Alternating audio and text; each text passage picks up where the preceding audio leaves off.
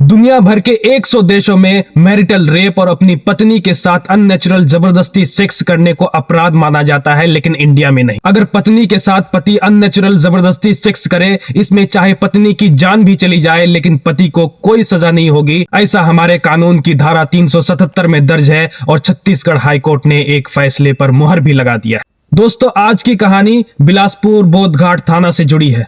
तारीख 11 दिसंबर 2017। एक अधेड़ उम्र की महिला को गंभीर हालत के साथ हॉस्पिटल में भर्ती कराया जाता है। डॉक्टर के मुताबिक महिला के प्राइवेट पार्ट पर गंभीर चोट की वजह से ब्लीडिंग हो रही थी।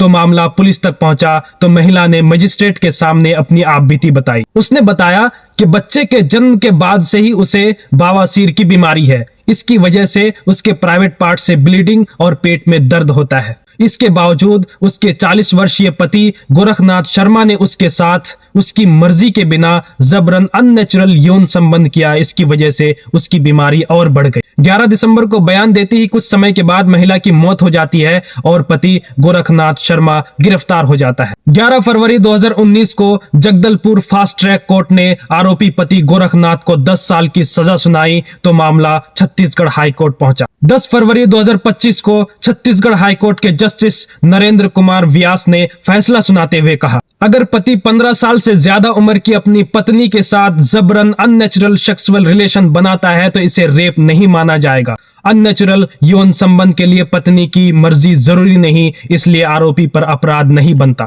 जस्टिस व्यास ने धारा 304 गैर इरादतन हत्या, धारा 376 बलात्कार, धारा 377 अननेचुरल सेक्स के तहत आरोपी को रिहा करते हुए दोष मुक्त कर दिया और कहा कि आईपीसी की धारा 375 के सेक्शन 2 में पति का अपनी पत्नी के साथ सेक्सुअल रिलेशन बनाने को रेप नहीं माना गया है। अगर पति ने अननेचुरल सेक्स भी किया है तो इसे आईपीसी की धारा 377 के तहत अपराध नहीं माना जा सकता। 2021 से 3 मैरिटल रेप के मामले पर फैसला आया। केरल हाईकोर्ट ने इसे क्रूरता माना और तलाक का आधार बताया। मुंबई एडिशनल कोर्ट ने कहा पत्नी की इच्छा के बिना सेक्स गैर कानूनी नहीं।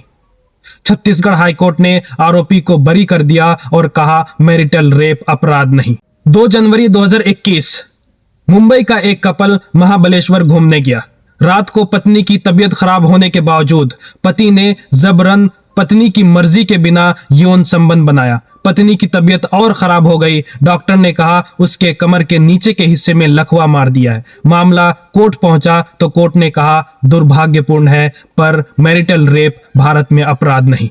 आईपीसी की धारा 375 के तहत कोई भी पुरुष अपनी पत्नी के अलावा किसी भी महिला के साथ उसकी मर्जी के बिना सहमति के डराकर, धमकाकर या जबरदस्ती या महिला को शादी का झांसा देकर या बहलाकर, जब महिला नशे में हो, मानसिक तौर पर अस्वस्थ हो या 18 साल से कम उम्र की लड़की के साथ सेक्सुअल रिलेशन बनाता है तो इसे सीधे बलात्कार माना जाएगा। लेकिन इन सारी परिस्थितियों में अगर कोई पति 15 साल से ज्यादा उम्र की अपनी पत्नी के साथ जबरदस्ती यौन संबंध बनाता है तो इसे आईपीसी की धारा 377 के तहत अपराध नहीं माना जाएगा, चाहे पत्नी की मौत क्यों ना हो जाए। 2017 को सरकार ने यह तर्क दिया था कि मैरिटल रेप को अपराध घोषित करने से शादी विवाह की स्थिति स्थिर नहीं रह जाएगी। पत्नियों के जरिए पतियों को सजा देने के लिए इसका इस्तेमाल किया जाएगा। इस वक्त शादीशुदा मैरिटल रेप के पीड़ित महिलाओं के लिए 2 ही ऑप्शन है।